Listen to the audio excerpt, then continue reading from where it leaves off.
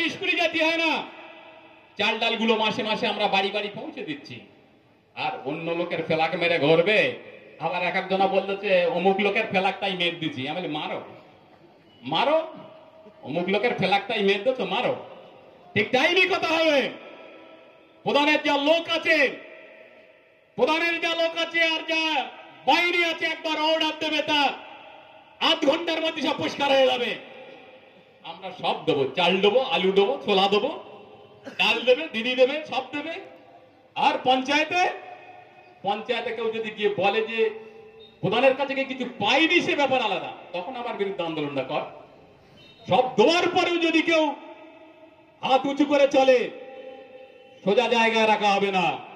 পরিষ্কার ভাবেই বলে দিচ্ছি আমি, ভাঙড় তৃণমূলের ঘাঁটি, শক্ত ঘাঁটি, এবং আরাবুল ঈদুলের নেতৃত্বে ভাঙড় চলছে, চলবে। পিছোবার কোনো জায়গা নেই। কে কি বলল আর কে কি করল আমরা যায় আসে না। ফের বলে দিচ্ছি, কোন রকম ভাবে ওই আবাস প্লাসের গল্লে যদি দালালি করে ভিডিওর সাথে, ভিডিওকেও ছেড়ে কথা বলা হবে না। আমি দেখেছি ওখান থেকে আমরা লিস্ট আপ করে দেই, আর এখানে সে বেঁচে বলে আমার ভাই হয়, আমার খালা হয়, এনে ঢুকতে দাও। এবারে কিন্তু সেই রাস্তা ফাঁকা প্রদান রাখবে না। যা হবে পঞ্চায়েত থেকে, পঞ্চায়েত মারফতে সবকিছুই এবারে ডিস্ট্রিবিউটর হবে। পরে ছুটতে হবে, কথাবার্তা হিসেব করে বল। যার নুন খাই তার গুণ গাই। আমাদের দিদি প্রত্যেকের মাথায় রেখে দিতে হবে, বাংলা যেভাবে শান্তিতে চলছে, সেই শান্তি কোন রাজ্যে নেই যেখানে বিজেপি শাসন করে।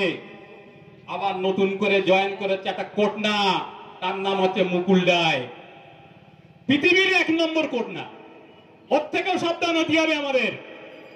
পৃথিবীর 1 নম্বর কোটনা, সে হচ্ছে মুকুল রায়, ওর থেকেও সাবধান হতে হবে। একেবারে কোটনার ধারে সে দিনে দিনে রাতি রাতি দল বদল করে বেড়াডিঙ্গে পালায়, এরও চিহ্নিত করতে হবে। তাই প্রত্যেকের কাছে আমরা বলবো, একটু এইবার আমাদের অঞ্চলের দিকে যাই। আমরা এবারে আবাস প্লাসের, এর আগে 2000 ঘরের টাকা দিচ্ছি আমরা 1,36,000 করে। এবারে ফের আবাস প্লাসের ঘর বেড়ে হয়েছে 4300, প্রায় 2 লাখ টাকার কাছাকাছি পাবে। কিছু নেতা আছে তারা ঘরের মধ্যে ফ্ল্যাগ টেঙ্গে রেখেছেন। কিছু নেতা আছে তাদের ঘরের মধ্যে ফ্ল্যাগ টেঙ্গে রেখেছে, ঘরের মধ্যে থেকে বলে আমাদের কাছে জমা দাও, আমরা ঠিক করে দেব। এলাকায় ঠিক করেছে কারা? আমার বুথের মেম্বার, আমার বুথের সুপারভাইজার, আমার বুথের সভাপতি, মেম্বার, সুপারভাইজার এবং বুথের অ্যাক্টিভ কর্মীরা কারা পাওয়ার যোগ্য তারাই ঠিক করেছে, তারাই ঠিক করে তুলবে। বাড়তি লোক কোন জেলা পরিষদ, পঞ্চায়েত সমিতি, এমএলএ এমপি কোটার ঘরের টাকা না, ওটা পঞ্চায়েত থেকে সার্ভে করানো হয়েছিল। পঞ্চায়েতের প্রধান সার্ভে করেছে, পঞ্চায়েতের অ্যাক্টিভ মেম্বারদের বলেছি না, যারা সাঁটার ফেলে দেয়, পতাকা টেনিং রাখে ভেতরে, তারা বলে আমরা দিচ্ছি। খুব হুঁশিয়ার তাদের থেকে খুব হুঁশিয়ার। সেই রাম কিছু দেখলি একদম ওই সাঁটারের মধ্যে তালা মেরে দেবে, বলে অনেকদিন করেছিস, এবারের ভেতরে থাক, অনেকদিন করেছিস, এবার ভেতরে থাক। কিছু লোক, কিছু মাল আছে এরকম। আর প্রধানের ভেঙ্গে সারা জায়গায় বলে প্রধান একটা তুলদি বলেছে। একদম কারো কথায় গুজবে কান দেবে না।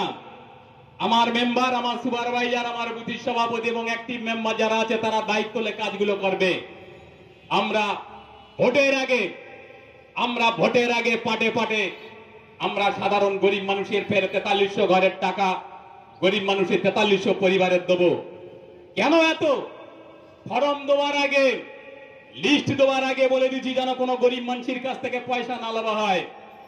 খেয়াল থাকে যেন, একেবারে হল্লাট গেলা গেলবে না। পরিষ্কার ভাবে বলে দিচ্ছি, এত লোক এতজন আসে কি করে? প্রধানের ডাকে, প্রধানের এলাকায় যারা নেতৃত্ব দেয় বুথের সভাপতি থেকে শুরু করে প্রত্যেকেই তারা জনসংযোগ রেখেছে, প্রত্যেক মানুষের সাথে তাদের সুসম্পর্ক আছে। এবং যদি মনে করা হয় আমরা এবারে 10 তারিখে যে মিটিং হওয়ার কথা ছিল বিভিন্ন কারণবশত ক্যান্সেল হয়েছে, আমরা আগামী দিনে যখন হবে সেই মিটিংটায় আমরা আবার আগামী দিনে ডেটে আমরা জানাবো। প্রত্যেক আমার 17খানা বুথ থেকে আমার স্কেল চল এবং 7 থেকে 8,000 লোক এবার জমায়েত করার, কিন্তু মিটিংটা ক্যান্সেল হয়েছে। অন্য সময় যখন হবে তখন আমরা আবার সেই সময় দেখে নেব। আমাদের দ্বিতীয়ত কথা হচ্ছে, আমরা এলাকায় রাস্তাঘাটের কোনো সমস্যা রাখিনি। আমাদের ইতিমধ্যে কালকে আমরা 3টে পিচির রাস্তা উদ্বোধন করেছি এবং 7 তারিখে বিডিও সাহেব থাকবে এবং আরাবুল সাহেব, ওয়াইদুল সাহেব থাকবে, সেটা বলে দিচ্ছি। বেলা 11টার সময় আমাদের নজরুল ক্লাবের ওখানে একটা তোমার পিচির রাস্তা মানে উদ্বোধন হবে এবং আমাদের বিডিও সাহেব থাকবে এবং সবাইকে থাকার জন্য আহ্বান করে দিচ্ছি। এবং ডবল লেন্থের রাস্তা হবে।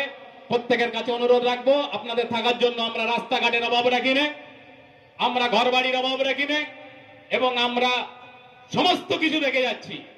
আজকের সেই ফেব্রুয়ারি মাস থেকে শুরু হয়েছে করোনা, তারপরে হলো আমপান, মানুষের অভাব অভিযোগ, সেখান থেকেই দিদি চাল ডাল থেকে শুরু করে আটা থেকে ছোলা থেকে শুধু আমরা দিয়ে যাচ্ছি।